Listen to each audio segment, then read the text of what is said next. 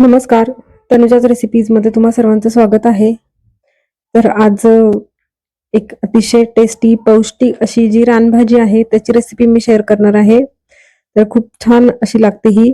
बनवायला सोपी, चवीला तर अतिशय छान लागते आणि ही जी भाजी आहे तर ही पाण्याच्या ठिकाणी येते आणि अशाच सर्व भाज्या आहेत. गावाकडून आल्या होत्या मावशीकडे. तर तिनेच बोलवलं होतं भाज्या घेऊन जाण्यासाठी. तर म्हटलं चला आता एक नवीन काहीतरी वेगळी रानभाजी भेटलीये तर त्याची रेसिपी तुमच्याशी शेअर करावी. तर याच्यामध्ये हरभऱ्याची पण आहे आणि त्याच्यानंतर करडईची पण आहे आणि ही जी वेगळी रानभाजी आहे तर ती आम्ही थोड्याशा गप्पा गोष्टी करत करत निवडली आणि आता त्याची रेसिपी जी आहे तर ती मी तुमच्याशी शेअर करतेय. तर वेगळी आहे आणि चवीला तर अतिशय छान आणि हेल्दी आहे. कंबरदुखीचा वगैरे त्रास असेल तर त्याच्यासाठी पण ही हेल्दी आहे भाजी. तर ती भाजी त्याची पानं आहेत तर ती निवडून घ्यायची आहेत. खूप जास्त देठ नाही घ्यायची आहेत. कोवळी जी असतात देठ तीच घ्यायची आहेत आणि स्वच्छ धुवून घेतली एक 2-3 पाण्याने आणि कढई गरम केली आहे. कढईमध्ये तेल थोडं जास्त लागतं म्हणजे चमचमीत लागते ही भाजी. तर 2-3 चमचे तेल घेतलं. त्याच्यानंतर त्यामध्ये भरपूर असा लसूण बारीक चिरलेला, हिरवी मिरची आहे बारीक चिरलेली. तर हे परतून घ्यायचं 1-2 मिनिट आपल्याला आणि त्याच्यानंतर बारीक चिरलेला कांदा पण याच्यामध्ये ऍड करायचा आहे. तर हे परतून झालंय. त्यानंतर कांदा ऍड केलाय आणि कांदा पण अगदी सॉफ्ट होईपर्यंत आपल्याला छान असा परतून घ्यायचा आहे. एक 3 ते 4 मिनिट आपल्याला कांदा जो आहे तर तो छान असा परतून घ्यायचा आहे. तर चवीला खूप छान लागते. अर्धी जर भाकरी खात असाल तुम्ही तर या भाजीसोबत तुम्ही एक भाकरी अगदी आवडीने खाल, इतकी टेस्टी लागते ही भाजी आणि हेल्दी पण आहे आणि ही ज्या ठिकाणी जास्त पाणी आहे तर त्याच ठिकाणी ही भाजी येते. तर भाजी आता ऍड केली, धुवून घेतली भाजी 2-3 पाण्याने आणि त्यानंतर भाजी ऍड केली. नंतर त्यामध्ये चवीपुरतं मीठ ऍड केलेलं आहे आणि मीठ टाकल्यानंतर आपल्याला हे सर्व मिश्रण जे आहे तर ते छान एकत्र करून घ्यायचंय आणि ही भाजी बनवताना याच्यावर झाकण बिलकुल ठेवायचं नाही कारण या भाजीला पाणी खूप जास्त सुटतं.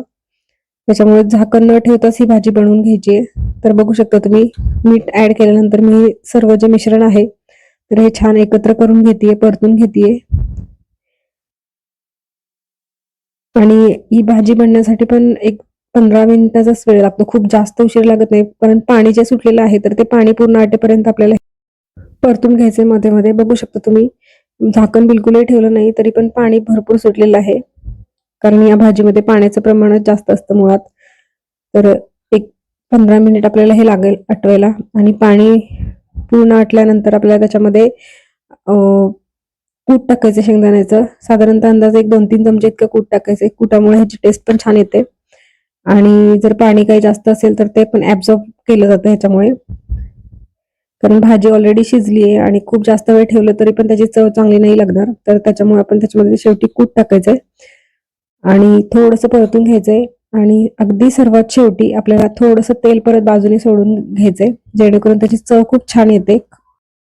तर कूट टाकल्यानंतर थोडंसं परतूनच घ्यायचंय कारण कूट जर टाकलं तर ते लागण्याची शक्यता असते खाली, त्यामुळे ते सतत परतून घ्यायचंय आणि अगदी शेवटी थोडंसं तेल टाकलंय मी परत आणि तेल टाकल्यानंतर पण आपल्याला ते परतून घ्यायचंय. तर खूप टेस्टी अशी भाजी आहे ही. तर ही रेसिपी जर तुम्हाला ही भाजी भेटली तर ही रेसिपी तुम्ही या भाजीची नक्की करून बघा, रानभाजीची. आणि आमच्याकडे या भाजीला नाव आहे कांडफुटी. तुमच्याकडे काय असेल नाव वेगळं म्हणत असतील तर तुम्ही नक्की कमेंट करा.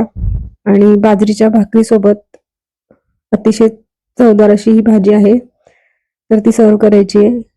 तर आजची रेसिपी तुम्हाला आवडली असेल तर रेसिपीला नक्की लाईक करा, कमेंट करा, शेअर करा आणि तनुजाज रेसिपीला सबस्क्राईब केलं नसेल तर नक्की सबस्क्राईब करा आणि बेल आयकॉनवर क्लिक करा जेणेकरून येणाऱ्या ज्या नवीन नवीन रेसिपीज आहेत तर त्याच्या नोटिफिकेशन तुम्हाला सर्वात आधी मिळतील.